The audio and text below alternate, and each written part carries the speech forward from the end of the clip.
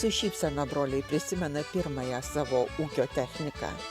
Tai buvo iš kaimyno įsigytas savadarbis traktorėlis, kurį tekdavo kaskart remontuoti ir tobulinti. Bet pradžiai ir jo užteko, kol po truputį ūkis vis plėtėsi ir plėtėsi. Aš atsimenu, kai nusipirkom pirmą traktorių T25. Tai buvo stebuklas.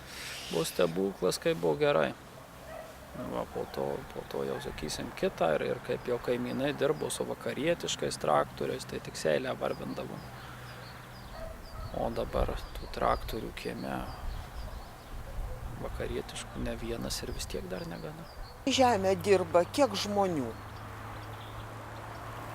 Praktiškai 4 Ir žmonės. per Javapjūtę brolių sūnus su kombainu.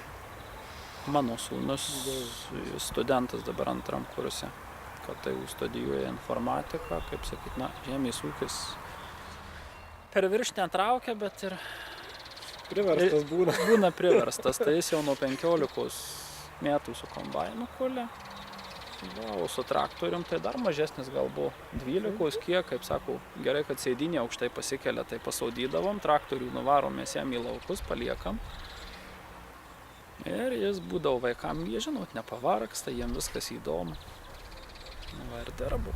Ūkininkai dėjoja, kad nėra iš kur pasisamdyti žmonių, kad niekas nenori dirbti. Jeigu gera rimta, tai Problemos. teisybė, sako tie ūkininkai. Va, nes technika tobulėja ir su kiekvienais metais ir tas, kuris save laikė labai, sakysim, kvalifikuotų mechanizatorium, traktoristų. Duodi jam šiuolaikinį traktorių, o ten įsėdus pasirodo kaip kosminiam laive. Maži mygtukai, nėra jokių rankenų didelių sunkių. Va, ir jeigu tuos mygtukus teisingai suspaudai, tai jis ir pats važiuoja, ir pats vairuoja, ir pats viską daro. Bet jis nežino, ko tu iš jo nori. Pirma paprašyti Va, iš tai. reikia gražiai paprašyti, kad jisai darytų tavo norus visus. O jeigu kartais ne taip paprašai ir ne taip padaro, tai ir bėdų pridaro. Va, o kaip sakyt, kitam užtenka vieną kartą paaiškyti, kitam ir 5 kartus ir sakė, aš nesuprantu. Va, o atrodo, kaip sakyt, darbininkai būtų geri. Iš vis, sakysim, ūkininkas, tai išvardykit profesijas, kurias turi mokėti ūkininkas. Jis turi būti suvirintojas, jis turi būti tiekintojas, frezuotojas, paprastas šaltkalvis, traktorininkas, kombainininkas, mašinų vairuotojai jau čia nešneku. Plus dar visus kitus darbus išmanyti. Aš sakyčiau, toksai tikras ūkininkas jaučiasi pas juos. Jie dirba turėdami tikslą, darbštumą, tvarkingumą ir norą ūkininkauti ir tikrai dirba savo darbą. Vieni iš pirmaujančių rajone ir dėl to praeitais metais jie pripažinti metų ūkis 2011 nugalėtojais Vilkaviškio rajone. Jie dirba 3 kaip šeimos ūkis, nors turi apie 400 hektarų, bet pas juos viskas tvarkinga, kiekvienas daiktas turi savo vietą. Jeigu traktoriai stovi, tai vienoje eilėje, jeigu priekabos, tai nudažytos, visos išrikiuotos, netgi maišai nuo bulvių ir tie pakabinti tam tikroje vietoje. Ir šiaip labai bendraujantys ir duona kepa senoviška. Ir vieni iš nedaugelio, kurie rajone prižiūri melioracijos griovius. Mes ilsimės tada, kai užšąla žemė. Žiemą tik tai. Užšąla žemė žiemai. Va, tada jau, kaip sako, jos neįkast, neįgraužt. Tai praėjusiais metais, man atrodo, žemė užšalo ar gruodžio mėnesį, tai ką, iki gruodžio ir dirbot? Taip, Jas. gruodžio mėnesį mes taisėm melioracijos sistemas, remontavom. Patys? Taip. O kodėl patys? O kodėl patys? O kas sutaisys? Kas jas suremontuos? Jūs važiavot per Lietuvą, ko gero, daugiau už mus. Kiek yra užmirkusių laukų? Tiesiog ištisi ežerai vandens stovi. Va, tos sistemos buvę tiestos, klotos apie 60, ten 70 iki tų tam tarpe metus. Visos jos pasienė. 87, žiūrėk, kur didelė Jo. viskas nieko nelikė. O kadangi išdalino, sakysim, tą žemės silpnesniem ūkininkam, paliko dirvonuot pievas, nedirbamas, ten osiukliai labai greitai suranda drenažo vamzdelius ir užkemša. Ir jeigu šiais metais važiuoji ten javai pasėti, kitais metais gali ežeras būti. Va, o valdiškai, kad remontuotų tą dalyką, truputėlį remontuoja, bet tik didžiuosius tuos melioracijos rinktuvus, o visi smulkieji ūkininkų nuosavybėje ir būk malonus, arba samdyk, arba pats remontuok.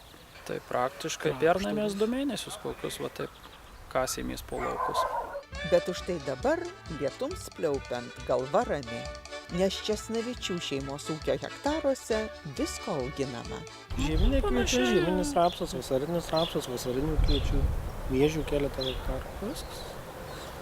Daugiau mes nieko. Bulvių dėl savęs. Truputėlį vat, jau pasisodinę. Tai iš ko duoną kepat? Ir O pyragus. duoną kepam ir pyragus. Tai reikėjo paminėti, kad dar auginam kvietrugių. Va. Ir tais metais, kai sugalvojau duoną kepti, rugių aplinkui pas mus čia kaime niekas nebeturėjo. O kažkas buvo pasakoja, kad sako, žinok, labai skani ir iš kvietrugių. Nu, aš tuo į malūną, semalam, ir pirma duona buvo kepama iš kvietrugių. Va, o dabar tai, kai jau semanom grynos ruginiais, nors kažkaip šeimyna mano nelabai jau mėgsta tą tikrą senovišką ruginę duoną. Va, tai rugių. Turim draugų, kurie ekologinius ūkius turi. Tarp kitko duoną reiktų iš Piečiaus išimti. Tai gal važiuojam išiminėt? Nebus sudiegus, bet jau laikas. Nebereikalo vyresnysis brolis Dainius visas kalbas užbaigė, nes duona jo atgaiva ir meilė. Tai vienas mėgstamiausių jo darbų, prie kurio šiukštu nieko neprileidžia. Na, turim kelis mažesnius kepalėlius.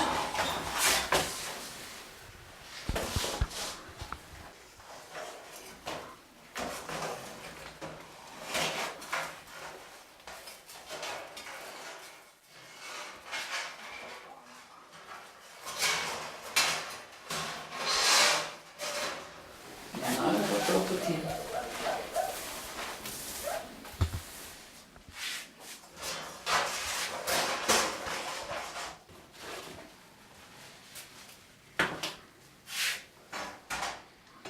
Kažkur.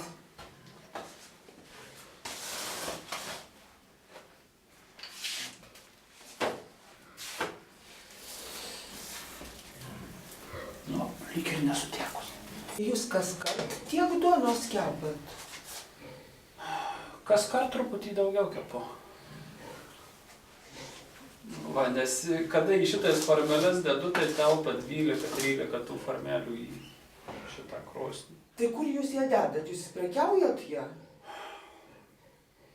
Kaip jums čia dabar pasakyti? Jeigu pasakysiu, kad prekiauju, meluosiu. Jeigu pasakysiu, kad nepaėmiau nei litų už tą savo duoną, vėl meluosiu. Va, yra tiesiog vienas kitas kaimynas, kuris mato, kada rūksta iš krosnės dūmą ir sakė, žinai, Dainiau, tu šiandien duoną kepai mažu gali kepalėlį man. Va, tai sakiau, na bent jau už miltus man atiduok už malkas. Tai taip ir būna, vienam kepalėlį, kitam kepalėlį. Ar namuose valgote kitokią duoną, ne savo keptą? Jau seniai, ko gero, kad ne. Kai labai noriu įsikepu baltos duonos, nu, iš tų pačių ruginių, sakysim, rugių, bet iš pikliavotų miltų ruginių sijotų. O dar truputį kvietinių maišą ir būna šviesi. Truputį ilgiau raugyti reikia. Bet šiaip, sakau, namuose gali kiekviena šeimininkė pasidaryti raugų ir duoną įsikepti. Net nežinau, kaip sugalvojau, besėdint vakare, sakau, tuo labiau duonkepis pas tėvus buvo pastatytas, jame kepdavo pyragus, kepdavo vėdarus. Va, ir kažkaip, tokia mintis duonos reikia kept. Aha. O duonai, kad pirmiausia reikia duonkubilio. Tai aš ir tam pačiam internete, vienur kitur, o paskui, kai randu meistrą, pasirodo kaimynai. Jeigu taip galima pavadyti Marijampolę. Tie patys suvalkiečiai, pas poną Vitalijų, liaudies meistrą, nuvažiavau, nusipirkau ąžuolinį kubilėlį. Ir turbūt ar ne tą patį vakarą buvo pirmas raugas bandomas daryti. Taip, kaip sakyti, kol tas kubilas pradeda dirbti, dar praeina laiko. Dabar jau jis murzinas, negražus. Bet geras. Bet geras. Jeigu naudoji, jis ir būna geras, nebent, sakysim, ilgai palieki išdžiūsta, tai tada jau reikia kartais, ir per daug nepalikinėti ten to raugo nešvaraus, kaip sakyti, jeigu labai storai paliksi, nes močiutei bent atsimenu, sakydavo, niekad neplauk kubilu, tiesiog ranka išvalai ir, sakė, paprastai, sausais miltais uždengi kažkokią tai skepetą ir palieki. Taip ir stovi jis pas mane savaitę laiko, po savaitės, nes praktiškai kiekvieną savaitę, nebent per darbymečius, nekepu šiaip. Būna kartais ir gal tą javapjūtę, užsimanai, parlėkiai namo, kiek trunki užpliky duoną. Pusvalandėlis užsiplikinai, turi pasalt, po to, sakysim, dar aš supilu raugų, vis pasilieku nuo praeito kartų ir įpilu jau, kada atvėsta plikinys, įpilu tą raugą, vėl išmaišau, užbarstau miltais ir jau palieki tada per naktį, kad išrūgtų tą duoną. Mano čia liga, poilsis.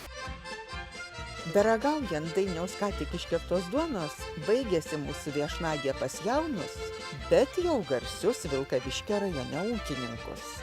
Nuoširdžiausiai linkime jiems sėkmingai nuimti šiųmetinį derlių.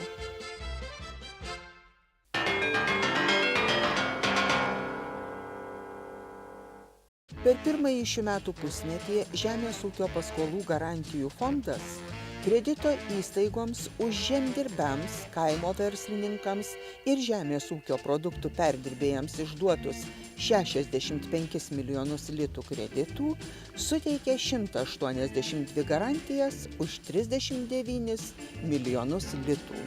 Fondas bendradarbiauja su visais Lietuvoje veikiančiais bankais ir kredito unijomis, teikia garantijas už imamus investicinius kreditus ir kreditus skirtus trumpalaikiam turtui įsigyti. Šiemet beveik visų Lietuvos rajonų žemdirbiai ir kaimo verslininkai aktyviai naudojosi skolintomis kredito įstaigų lėšomis. Tradiciškai daugiausia skolinosi derlingose žemėse dirbantys žemdirbiai. Kauno bei Panevėžio apskričių žemdirbiams suteikta 37% visų suteiktų garantijų skaičiaus. Nuo šių metų pradžios bendrovė teikia naują paslaugą – garantijas finansinės nuomos bendrovėms. Šios garantijos sudarys žemdirbiams ir smulkiems kaimo verslininkams galimybę ne tik skolintis iš kredito įstaigų, bet ir naudotis lizingo paslaugomis.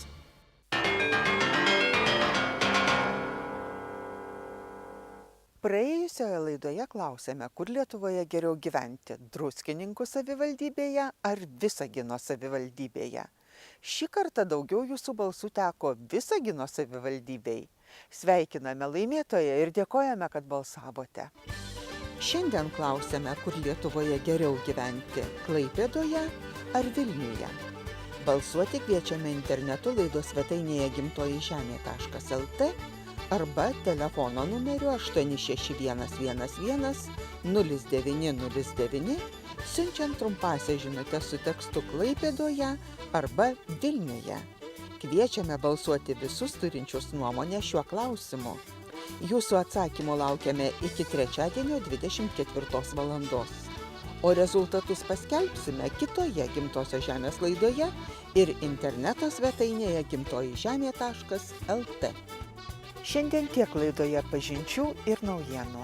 Iki kito šeštadienio.